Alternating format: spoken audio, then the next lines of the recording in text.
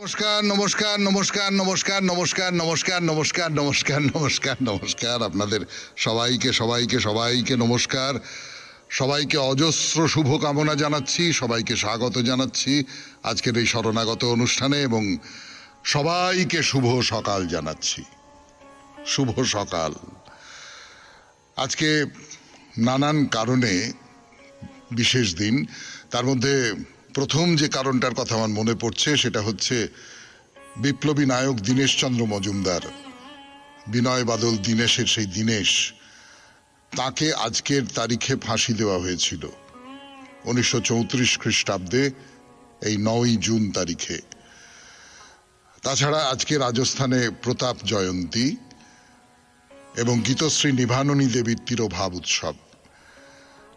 এবারে বলি বেনি মাধবশীলের পঞ্জিকা অনুযায়ী আজকের দিনটার কথা। আজকে 26শে জ্যৈষ্ঠ 1431, ইংরেজির 9ই জুন 2024, রবিবার। সূর্যোদয়ের সময় ভোর 4:56, সূর্যাস্তের সময় সন্ধে 6:18। আজকে তৃতীয়া, পুনর্বসু নক্ষত্র। জন্মে মিথুন রাশি, শূদ্রবর্ণ, মতান্তরে বৈশ্যবর্ণ, দেবগণ। দিনের বেলা 3:19 গতে কর্কট রাশি, বিপ্রবর্ণ। আমাদের হোয়াটসঅ্যাপে চিঠি পাঠাবার নাম্বার 9831922927। চিঠির গোড়ায় অতি অবশ্যই SG লিখতে হবে, সে তো আপনারা সকলে জানেন। তো এই চিঠিপত্রের প্রসঙ্গে এইবারে বলি, সামনের বৃহস্পতিবার, সে তো আপনাদের চিঠিপত্র নিয়ে অনুষ্ঠান হবে। সেই চিঠির বিষয়ে তাহলে আজকে বলে দিই। আজকে সোমবার, মঙ্গলবার সন্ধ্যের মধ্যে আপনার চিঠি 250 শব্দের মধ্যে আমাদের দপ্তরে পৌঁছে যাওয়া চাই। চিঠির বিষয় ভাবছিলাম যে রাতে মোর, রবীন্দ্রনাথের গান আছে, যে রাতে মোর দুয়ারগুলি ভাঙলো ঝড়ে, জানি নাই তো তুমি এলে আমার ঘরে। তো যে রাতে মোর দুয়ারগুলি ভেঙে যায়, খুব দুঃখের দিন যখন আসে, খুব কষ্টের দিন যখন আসে, খুব বঞ্চনার দিন, যখন জীবনটা মনে হয় তছনছ হয়ে গেল, জীবনটা মনে হয় যে একটা অন্ধ বন্ধ গুহার মধ্যে এসে পড়েছি, এখান থেকে বেরোবার আর কোনো রাস্তাই নেই। সেই সময় হঠাৎ কোন একটা পথ দিয়ে সূর্যের আলো ভেতরে প্রবেশ করে, কোন একটা পথ দিয়ে বেরিয়ে আসতে পারি, কে যেন একটা হাত বাড়িয়ে দেন। এই রকম অভিজ্ঞতা আমাদের প্রত্যেকের জীবনেই তো কখনো না কখনো ঘটেছে। তো যে রাতে মোর, এই শিরোনামে আপনারা চিঠি পাঠান। মঙ্গলবার সন্ধে 6টার মধ্যে সেই চিঠি আমাদের দপ্তরে পৌঁছে যাওয়া চাই। তাহলে সামনের বৃহস্পতিবারের চিঠির বিষয় যে রাতে মোর। এবারে বলি আজকের অনুষ্ঠান সম্পর্কে। বস্তুত আজকের অনুষ্ঠান সম্পর্কে তো কিছু বলবার নেই। শ্রী চৈতন্যদেবের কথা, রবিবারের শরণাগতে শ্রী চৈতন্যদেবের কথা আপনাদের খুব ভালো লাগছে শুনতে, এবং যেটা আমার খুব ভালো লাগছেই বলবো, সেটা হচ্ছে যখনই শ্রী চৈতন্যদেবের যে গৃহাশ্রমের কথা উঠে পড়ে, সেই মুহূর্তেই কিন্তু আপনাদের ভালো লাগার চিঠিগুলো আসতে থাকে। অর্থাৎ এই যেমন বলছিলাম যে নীলাচলে মহাপ্রভু, তিনি এখন বলছেন যে তার মায়ের কথা মনে পড়ছে, মায়ের কথাই, বিষ্ণুপ্রিয়ার কথা একবারও বলছেন না। মাথার যে বহুমূল্য বস্ত্রখণ্ড তিনি বলছেন মাকে দিয়ে দিও। মা কি আর ওই বস্ত্রখণ্ড নেবেন বিষ্ণুপ্রিয়ার জন্যই? কিন্তু বিষ্ণুপ্রিয়ার নামও উচ্চারণ করছেন না এবং বলছেন যে তিনি কেমন করে ভেতরে ভেতরে, অন্তরে অন্তরে, শারীরিকভাবে নয়, নিশ্চয়ই নয়, অন্তরে অন্তরে মায়ের সঙ্গে যোগাযোগ রেখেছেন। সে কথা কতদিন বলেছি, আজকেও সেই জায়গা থেকেই শুরু করব এবং তারপরে দেখা যাক কতদূর পর্যন্ত আপনাদের বলতে পারি। 92.7 বিগ FM রবিবারের শরণাগত অনুষ্ঠানে শ্রী চৈতন্যদেবের কথা। এবার একটু গান শুনি, গানের পর শুরু করছি রবিবারের শরণাগতে ওই মহাপ্রভুর কথা বলা। আমি আপনাদের সৌমিত্র বসু। মহাপ্রভু বলছেন যে শ্রীবাস, আমি খুব গোপনে গোপনে গিয়ে, মানে আমার মন, আমার আত্মা গিয়ে মায়ের পুজোর যে নৈবেদ্য, সেখান থেকে আমি আহার নিয়ে চলে এসেছি। মা দেখেছেন যে তার কোলের পাত্র শূন্য, চোখের জল মুছে ভাবতে বসেছেন এ কি হলো, গোপাল কি সব খেয়ে নিয়েছে, নাকি আমি পাত্রে অন্ন দিতে ভুলে গেছি, নাকি অন্য কিছু এসে খেয়ে গেছে। তো সচিমাতা উঠে রান্নাঘরে গিয়ে দেখলেন যে না, বাসনপত্র সব ঠিকঠাক রয়েছে। তো মা খুব অবাক হয়ে গেছেন, সচিমাতা সংশয় এসেছে। ঈশানকে ডেকে ভোগের জায়গা পরিষ্কার করিয়ে আবার ভোগ নিবেদন করেছেন। শ্রীবাস, তুমি মাকে এসব কথা জিজ্ঞেস করো।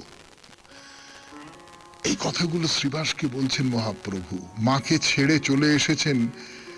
এইখানে না একজন একজন মানুষকে আমরা বুঝতে পারি, মানে তিনি একই সঙ্গে, তিনি সন্ন্যাসী, তিনি সংসার ত্যাগ করেছেন, কিন্তু তিনি তো প্রেমের ঠাকুরও বটে, তিনি তো ভালোবাসার কাঙালও বটে। খুব বড় ভালোবাসার জন্য তিনি ছোট ভালোবাসাকে ছেড়ে চলে এসেছেন। কিন্তু সেই ছোট ভালোবাসা, হ্যাঁ ছোট ভালোবাসা মানে ভালোবাসার পাত্র ছোট হতে পারে, কিন্তু তার ভেতরে যেটুকু আছে সেটুকু তো অমৃত।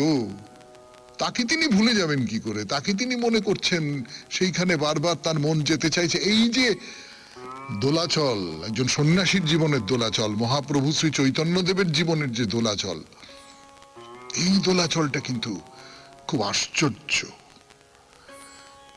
তারপর পানিহাটির রাঘব পণ্ডিত বসেছিলেন, তাকে বললেন যে রাঘব, তোমার এই যে শুদ্ধ প্রেম এ আমাকে খুব বিহ্বল করে দেয়।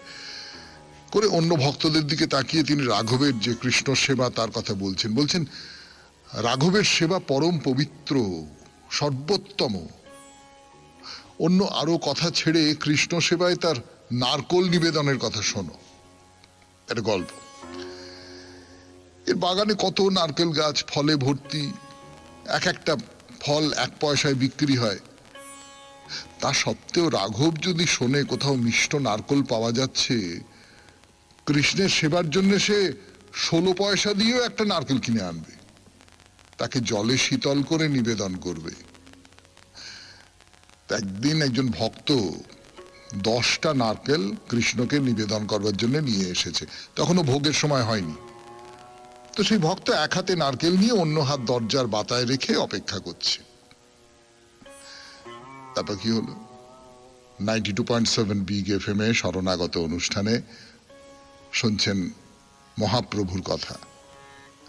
তার আরো কথা বলবার জন্য ফিরে আসছি গানের পর। 0.7 বিগ এফএম এ শরণাগত অনুষ্ঠানে, রবিবারের শরণাগত, একজন ভক্ত 10টা নারকেল কৃষ্ণকে নিবেদন করবার জন্য নিয়ে এসেছে। তখনও ভোগ সেবার সময় হয়নি, তাই ভক্ত এক হাতে নারকেল নিয়ে অন্য হাত দরজার বাতায় রেখে অপেক্ষা করছে। তো দাঁত দিয়ে তো কত লোক যাতায়াত করছে, তাদের পায়ের ধুলো উড়ে গিয়ে দরজায় লাগছে, তাতে ভক্তর হাতে ময়লা লাগছে, ধুলো লাগছে। সেই মলিন হাতে সে কৃষ্ণ সেবার নারকেল স্পর্শ করেছে। আর রাঘব তাই দেখে ভাবছে এসব তো কৃষ্ণ সেবার যোগ্য হবে না, তাই সমস্ত নারকেল ফেলে দিয়ে অন্য নারকেল নিয়ে এসেছে কৃষ্ণ সেবায় ব্যবহার করবার জন্য। এইরকম তার ভক্তি নিষ্ঠা, এইরকম তার প্রেম, এইরকম তার সেবা। ঈশ্বরে বস্তু নিবেদনে এমনই হওয়া দরকার বলে মহাপ্রভু রাঘবকে আলিঙ্গন করলেন। যে কৃষ্ণকে যা দেব তার ভোগের জন্য পথের ধুলো তাতে লাগবে কেন? না না না, পথের ধুলোটুকুও লাগাতে দেব না। তোমার সেবায় আমি যা তোমাকে অর্পণ করব, সেখানে যেন কোনো ধুলো, কোনো মলিনতা, কোনো অপরিচ্ছন্নতা কিচ্ছু না লাগে। তো রাঘবের কথা বলছেন মহাপ্রভু। তার পাশে কুমারহট্ট, মানে এখন কামারহাটি যাকে বলি আর কি, কামারহাটি আপনারা সকলেই খুব চেনেন, শিবানন্দ সেন বসে আছেন। তা মহাপ্রভু তার দিকে তাকিয়ে বলেন, শিবানন্দ, তুমি তো বাসুদেবের, মানে বাসুদেব দত্ত, তার দেখাশোনা করো। সে যা রোজগার করে তার সবই খরচ করে, কিন্তু নিজের আত্মীয় স্বজন পরিজন তাদের ভরণ পোষণের জন্যও তো কিছু সঞ্চয় থাকা দরকার। তুমি এর আয় ব্যয়ের হিসেব দেখবে, আর প্রতি বছর রথযাত্রার সময় সবাইকে নিয়ে নীলাচলে আসবে। তারপর কুলিন গ্রামের যারা ভক্ত এসেছিলেন তাদের বললেন যে তোমরা প্রতি বছর পট্ট ডোরি নিয়ে আসবে। এই যে কুলিন গ্রাম এবং শ্রীখণ্ড, এর উপর মহাপ্রভুর খুব অনুরাগ ছিল এবং এই দুটো জায়গায় বৈষ্ণব ধর্মের যে চর্চা, আমরা তো জানি নবদ্বীপ সে ব্যাপারে খুব বিখ্যাত। নবদ্বীপে দীর্ঘদিন ধরে বৈষ্ণব ধর্মের খুব চর্চা হয়ে এসেছে। কিন্তু এই যে দুটো অঞ্চল, এই দুটো অঞ্চল কিন্তু নবদ্বীপের চেয়েও প্রাচীন। আপনারা মালাধর বসুর নাম শুনেছেন। সেই মালাধর বসুর সময় থেকে এই কুলিন গ্রামের বৈষ্ণব ধারার চর্চা শুরু হয়েছিল। মালাধর বসু ভাগবতের 10ম আর 11 অধ্যায় থেকে সহজ করে বাংলা করে রচনা করেছিলেন, ভাগবত রচনা করেছিলেন। শুনছেন মহাপ্রভুর কথা, শ্রী চৈতন্যদেবের পুণ্য কথা 92.7 বিগ FM এ শরণাগত অনুষ্ঠানে, রবিবারের শরণাগত। আরো কথা বলবার জন্য ফিরে আসছে আপনাদের সৌমিত্র বসু। একটু গান শুনে নি। বিগ FM এ শরণাগত অনুষ্ঠানে মহাপ্রভু এইরকম করে নানান যারা তার ভক্ত তাদের এক একজনকে বলছেন, আলিঙ্গন দিচ্ছেন আর তাদের গুণপনা সব ব্যাখ্যা করছেন। তো এই মালাধর বসুর কথা বলছিলাম আপনাদের। মালাধর বসু ওই ভাগবতের 10ম আর 11 অধ্যায় থেকে সাধারণ মানুষ যাতে বুঝতে পারে এরকম করে শ্রীকৃষ্ণ বিজয় বলে একটি গ্রন্থ রচনা করেছিলেন। সুলতান বরবাক শাহ খুবই বিদ্যোৎসাহী মানুষ ছিলেন, তাকে গুণরাজ খান উপাধি দিয়েছিলেন। তা মালাধরের ছেলে লক্ষ্মীকান্ত বসু, তার উপাধি ছিল সত্যরাজ খান, এবং অন্য আর এক ছেলে রামানন্দ বসু। তাদের দুজনকেই মহাপ্রভু খুব ভালোবাসতেন। মহাপ্রভু কৃষ্ণ বিজয় গ্রন্থ, যেটা মালাধর বসুর লেখা, সেটা পড়েও ছিলেন। তো তার এক অংশের উদ্ধৃতি দিয়ে শুনিয়েছিলেন, নন্দন নন্দন কৃষ্ণ মোর প্রাণনাথ, নন্দন নন্দন কৃষ্ণ মোর প্রাণনাথ। এই কথাটুকু তাকে এমন গভীরভাবে অনুপ্রাণিত করেছিল যে তিনি কুলিন গ্রামের যা মানুষ তাদের কাছে বলেছিলেন যে এই এই এই বাক্যটুকুর জন্য আমি তার কাছে বিক্রি হয়ে গেছি, যে নন্দনের নন্দন কৃষ্ণ আমার প্রাণনাথ। তো সত্যরাজ খান, রামানন্দ বসু তারা মহাপ্রভুর কাছে বসে আছেন। মহাপ্রভুর মুখে নিজেদের প্রশংসার কথা শুনে তারা তো বিনয়ে একেবারে আভূমি নত হয়ে পড়লেন। তারা বলছেন যে আমরা তো গৃহস্থ বিষয়ী, আমাদের সাধন কি কি রকম করে হবে আপনি যদি একটু বলে দেন। মহাপ্রভু কি বলছেন? বলছেন, কৃষ্ণ সেবা বৈষ্ণব সেবন, নিরন্তর করো নাম সংকীর্তন।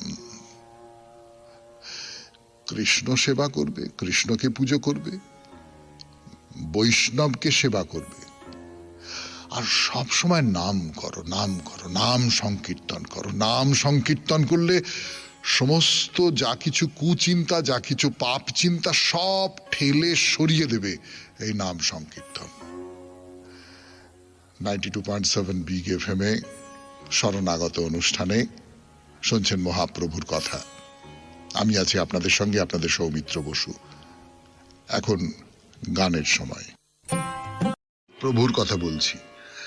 মহাপ্রভুকে এই যারা মালাধর বসুর সন্তান সত্যরাজ খান, রামানন্দ বসু, তারা জিজ্ঞেস করছেন যে আচ্ছা, আমরা তো গৃহস্থ বিষয়, আমাদের সাধন কি কিভাবে করতে হবে, না যেটা বললাম আপনাদের যে অবিরাম কৃষ্ণ কীর্তন করে যেতে হবে, বৈষ্ণবের সেবা করতে হবে এবং সবচেয়ে বেশি করে কৃষ্ণের সেবা করতে হবে। তা সত্যরাজ খান জিজ্ঞেস করছেন, আচ্ছা বৈষ্ণব কি?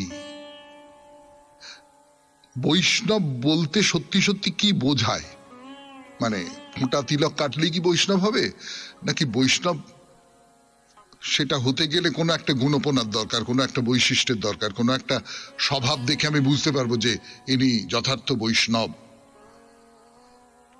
তো মহাপ্রভু কি বলছেন? বলছেন, প্রভু কহে যার মুখে শুনি একবার, কৃষ্ণ নাম পূজ্য সেই শ্রেষ্ঠ সবাকার। না না, বৈষ্ণব বলতে আর কিচ্ছু বোঝাচ্ছে না বাবা।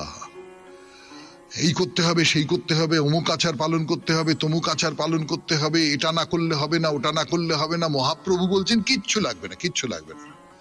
তুমি একবার যার মুখে কৃষ্ণের নাম শুনেছো, একবার যার মুখে কৃষ্ণের কথা শুনেছো, সেই বৈষ্ণব, সেই একেবারে শ্রেষ্ঠ সভাকার, সেই পূজ্য। এই যে ধর্মকে সহজ করে তোলা, এই যে যে কোনো মানুষই পূজ্য হতে পারেন যিনি কৃষ্ণ নাম করেন, যিনি ভগবানের নাম করেন, একবার ভগবানের নাম করুন, তাহলেই তিনি পূজ্য, তিনি শ্রেষ্ঠ। এই যে ধারণাটা, এই যে কলিযুগে কেবলমাত্র নাম করলেই হবে, এইটুকু করো তুমি, যাগ যজ্ঞ অমুক তমুক কিচ্ছু করতে হবে না।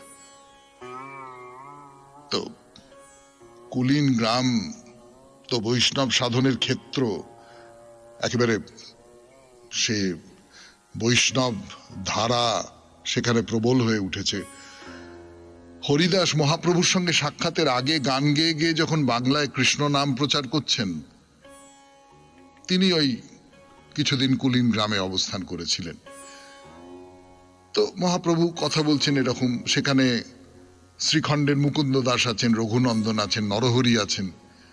মুকুন্দ হচ্ছেন নরহরির ভাই, তাদের বাবা জগদানন্দ সুলতান বরবাকশাহের খাস চিকিৎসক ছিলেন। আর মুকুন্দ রঘুনন্দনের বাবা এবং নবাব হোসেন শাহর খুব অন্তরঙ্গ চিকিৎসক ছিলেন। এরা সকলে বৈদ্য, অর্থাৎ ডাক্তার আর কি।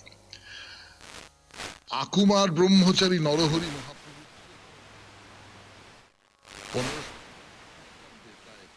80 বছর বয়সে নরহরি দেহত্যাগ করেন। মুকুন্দ চিকিৎসক ছিলেন, কিন্তু তার ভিতর গভীর একটা কৃষ্ণ প্রেম ছিল।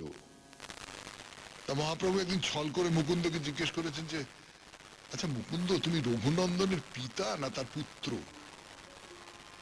তো মুকুন্দ বললেন যে, প্রভু রঘুনন্দনই তো আমার পিতা।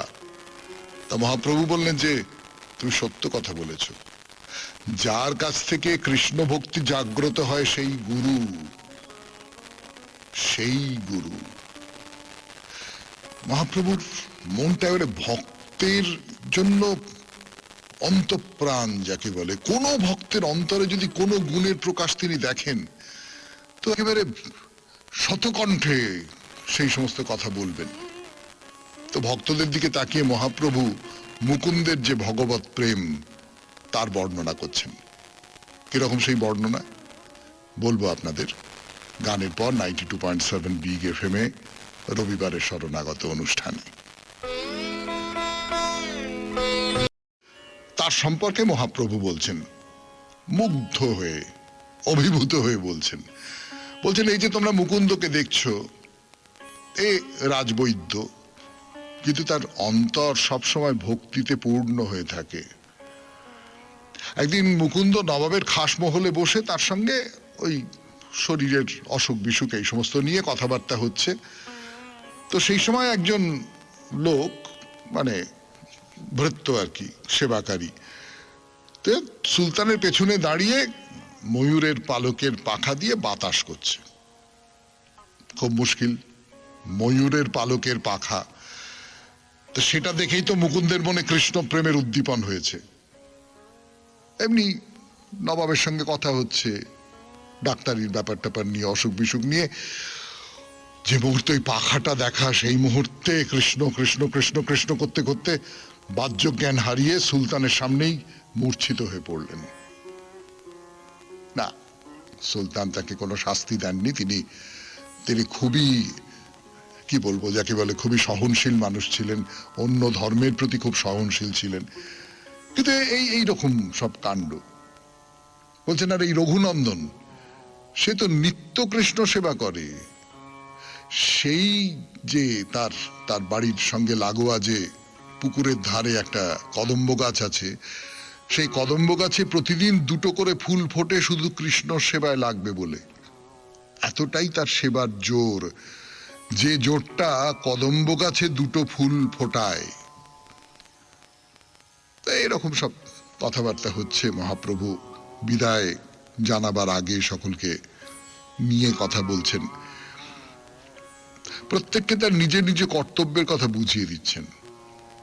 বলছেন, মুকুন্দ তুমি খুব সৎভাবে থেকে তোমার নিজের যে বৃত্তি, তোমার নিজের যে পেশা, সেই অনুযায়ী ধন উপার্জন করবে আর তোমার সংসার প্রতিপালন করবে। রঘুনন্দন তুমি কৃষ্ণ বিগ্রহ সেবা নিয়েই থাকবে, আর নরহরি তুমি ভক্তদের সঙ্গে নিয়ে কৃষ্ণ ভক্তি প্রচারের দায়িত্ব নেবে। এখানে সেই যে বসেছেন সবাই, তাতে পণ্ডিত সার্বভৌম আছেন এবং বিদ্যা বাচস্পতি, এই দুই ভাই তারা রয়েছেন। তাদের বাবা মহেশ্বর প্রসাদ খুব খুব বড় পণ্ডিত, এবং সুলতান বরবাক শাহ তিনি এই মহেশ্বর প্রসাদকে খুবই শ্রদ্ধা করতেন। নবদ্বীপের পশ্চিমে গঙ্গাপাড়ে বিদ্যানগরে তাদের বাস। একসময় পাঠান আমলে তাদের কাছাকাছি পারুলিয়া গ্রামের ব্রাহ্মণদের জোর করে ধর্মান্তরিত করবার চেষ্টা করা হয়েছিল। তখন মহাপ্রভুর জন্ম হয়নি। তো তখন খবর রটে গিয়েছিল যে গৌড়ে ব্রাহ্মণ রাজা হবে। সেই অজুহাতে পারুলিয়া গ্রামের মুসলমানদের সাহায্য নিয়ে নবদ্বীপের ব্রাহ্মণদের ওপর অত্যাচার বাড়ে। সেই সময়ই বাসুদেব সার্বভৌম বাংলা ত্যাগ করে হিন্দু রাজ্য উড়িষ্যা রাজার শরণাপন্ন হয়েছিলেন। আবার এমন কথা শোনা যায় যে তার প্রিয় ছাত্র অধ্যাপক রঘুনাথ শিরোমণির প্রতিষ্ঠার উদ্দেশ্যে তিনি উড়িষ্যায় চলে গিয়েছিলেন। সার্বভৌমের বয়স এখন প্রায় ৭৫ বছর, আর বিদ্যা বাচস্পতি জগন্নাথ মিশ্রের সহপাঠী এবং হোসেন শাহর সভাপণ্ডিত এখন নীলাচলে থাকছেন। 92.7 বিগ এফএম-এ রবিবারের শরণাগত শুনছেন শ্রী চৈতন্যদেবের কথা, তার পার্শ্বদের কথা। ফিরে আসছি গানের পর।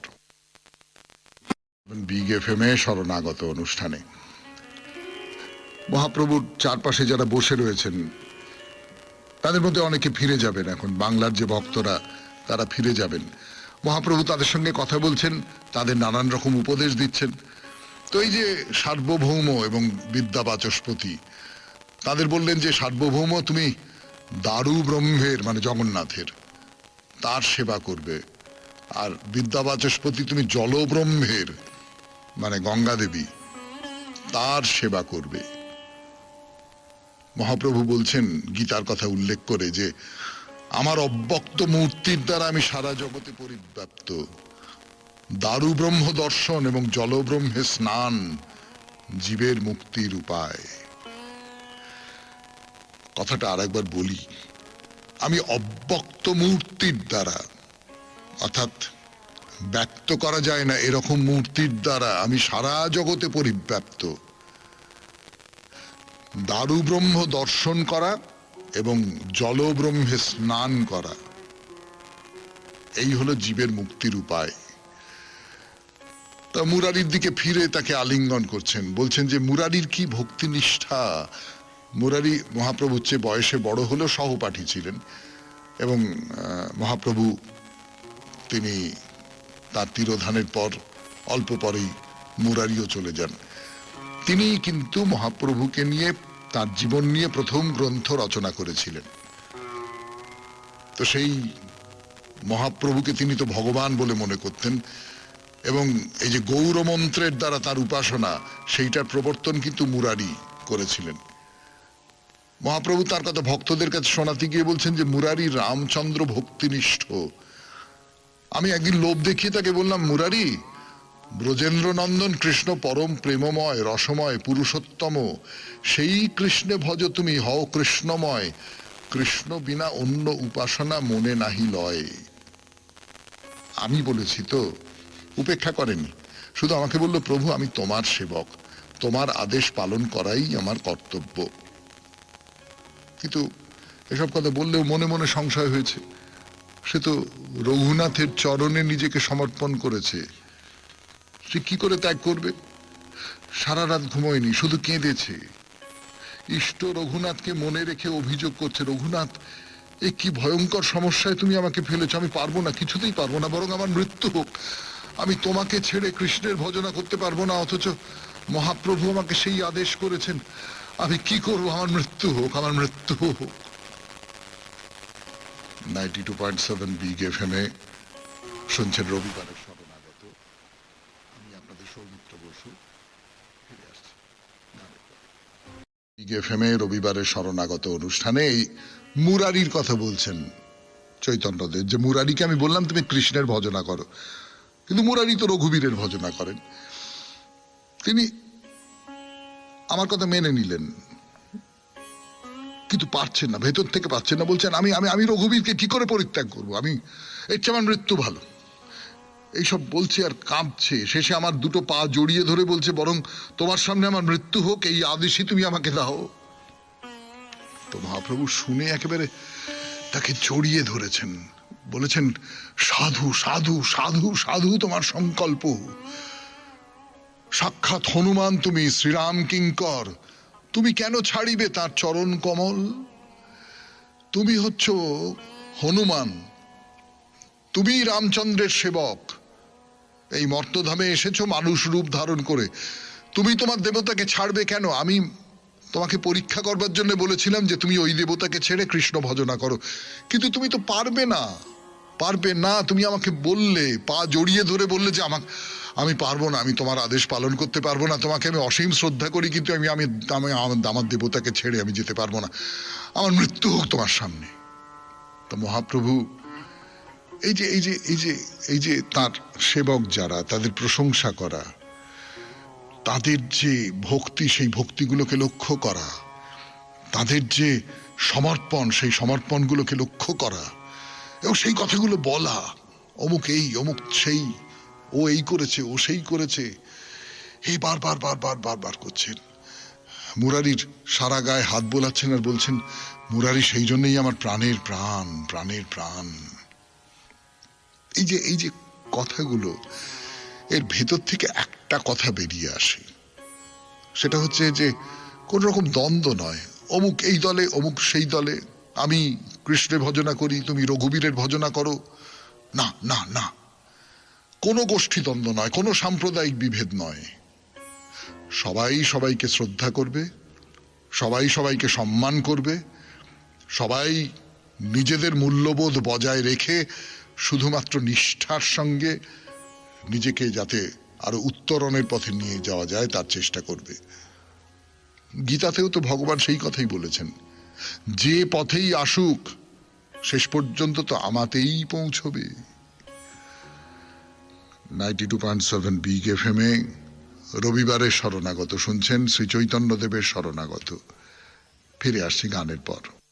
2.7 বিগ এফএমএ রবিবারের শরণাগত অনুষ্ঠানে মহাপ্রভু তার যারা পার্ষদ, তার যারা ভক্ত, তার যারা অনুরাগী, তাদের সম্পর্কে একেবারে শতখান করে বলছেন, নানান রকম করে বলছেন, তাদের গুণপনার কথা নানান ভাবে বলছেন।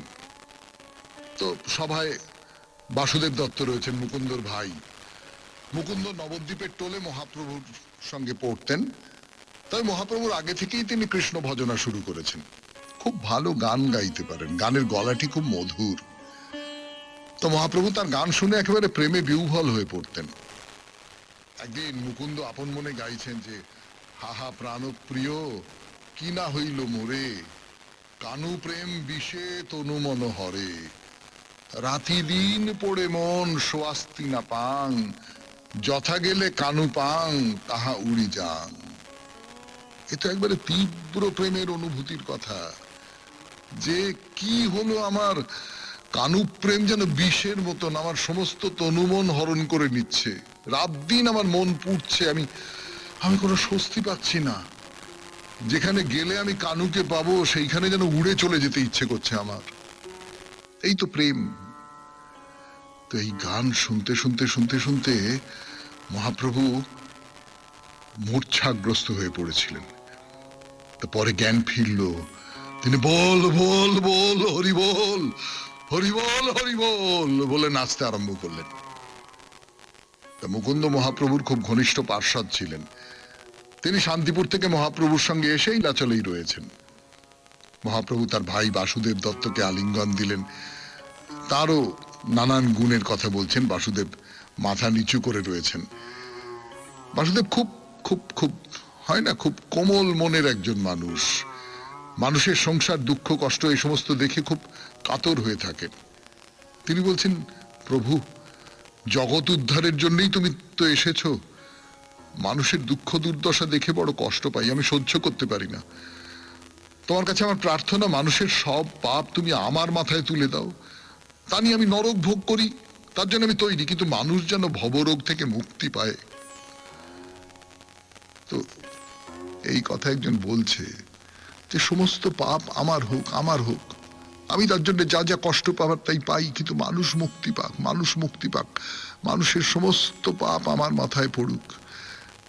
এ খুব সামান্য কথা নয়, কিন্তু এই কথা আমি আপনি বলতে পারবো না। তো এটা শুনে মহাপ্রভুর ভেতরে খুব কষ্ট হয়েছে, কোনো কথা বলতে পারছেন না, শুধু শুধু তার দিকে তাকিয়ে রয়েছেন, বাসুদেবের দিকে, আর চোখ দিয়ে একবারে দরদর করে জল গড়িয়ে পড়ছে। তারপর বলছেন, বাসুদেব তুমি এমন কথা বলতে পারো, তুমি স্বয়ং প্রহ্লাদ, তোমার উপরে শ্রীকৃষ্ণের অসীম করুণা, তবে তুমি সকলের পাপ নিজে ভোগ করে অন্যকে নিস্তার দেবে, কেমন কথা? কৃষ্ণ তো সর্বশক্তিমান, তুমি যার হিত কামনা করো সেই তো হলো বৈষ্ণব, বৈষ্ণবের সমস্ত পাপ কৃষ্ণ দূর করে দেন, কৃষ্ণ দূর করে দেন। তারপরে ধরুন বাংলায় নীলাচল যাত্রীদের সঙ্গে মাধব মিশ্রের ছেলে চৈতন্যদেবের বাল্য সঙ্গী প্রাণের দোসর গদাধর পণ্ডিত, গদাধর পণ্ডিত এসেছেন। তিনি বলছেন যে না, আমি আর বাংলায় ফিরবো না, আমি এই নীলাচলেই থেকে যাব। বাল ব্রহ্মচারী সংসার ছেড়ে এসে নীলাচলে ক্ষেত্র সন্ন্যাস নিয়ে থাকবার ইচ্ছে।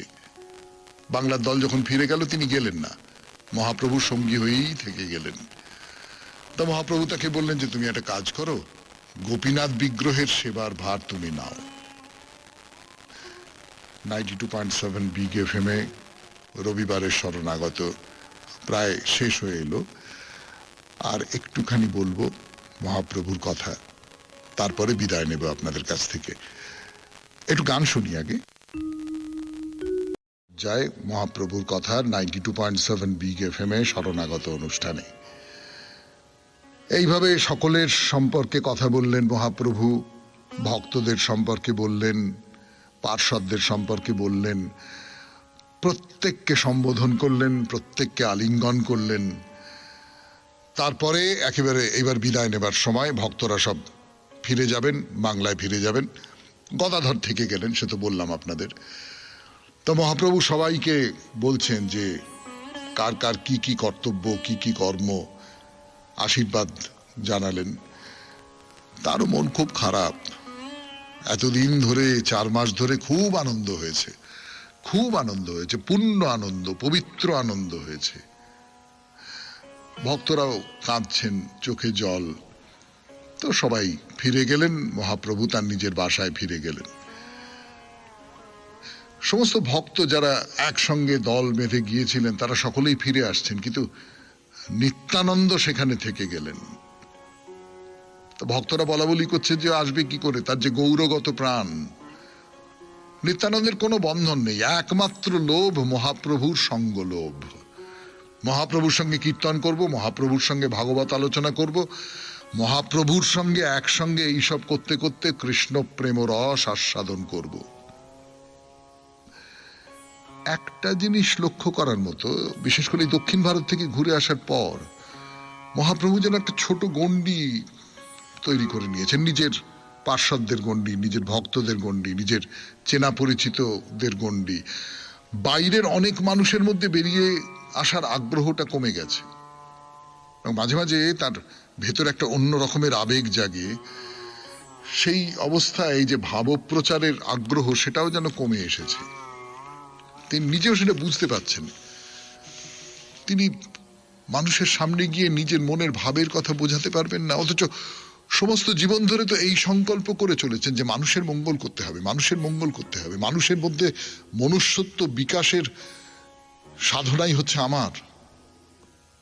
সেই জীব উদ্ধারের যে ব্রত, এরকম করলে তা সফল হবে না তো। অথচ সমস্ত নীচ ও পতিত অধম মানুষ তার দিকে তাকিয়ে রয়েছেন, তাদের প্রত্যাশার কথা মহাপ্রভু শুনতে পাচ্ছেন। কে আর করিবে দয়া পতিত দেখিয়া, পতিত দেখিয়া কে বেয়া উঠিবে কান্দিয়া। কে করবে পতিতকে দয়া? মহাপ্রভু ছাড়া। আজকের মতো শেষ করি। রবিবারের শরণাগত 92.7 বিগ FM এ আমি ছিলাম আপনাদের সঙ্গে, আপনাদের সৌমিত্র বসু। মহাপ্রভুর পূর্ণ কথা আজকের মতো শেষ হলো। আবার আগামী রবিবার। সবাই খুব ভালো থাকবেন, আনন্দে থাকবেন। নমস্কার। নমস্কার।